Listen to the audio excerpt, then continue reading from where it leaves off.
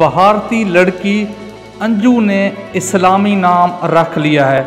Indian media को ये बात बिल्कुल पसंद ही नहीं आई कि वो सीमा को तो लेकर पाकिस्तान से भारत पहुंच गए हैं, लेकिन उनकी अपनी लड़की अंजू जिसने अपना इस्लामी नाम फातिमा रख दिया है, वो यहाँ पाकिस्तान में पाकिस्तानी लड़के नसरुल्लाह से शादी करने पहुँच गए। इंडिया मीडिया की आप हेडलाइन देख सकते हैं, जिस तरह इंडियन मीडियन आग बगोला है और उनके रिश्तेदार भी अंजू के आग बगोला हैं, लेकिन अंजू पाकिस्तान के लड़के नसरुल्लाह से शादी करके बहुत खुश हैं।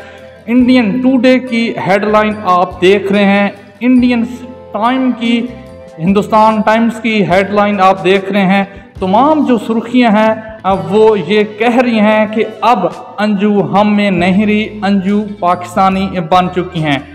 पाकिस्तान के नसरुल्लाह से शादी करके इंडियन लड़की ने अपना नाम फातिमा रख दिया है और अब अंजू नहीं फातिमा है जो कि पाकिस्तान में पहुंच चुकी है और पाकिस्तानी लड़के से शादी करके यहाँ खुश रह रही है।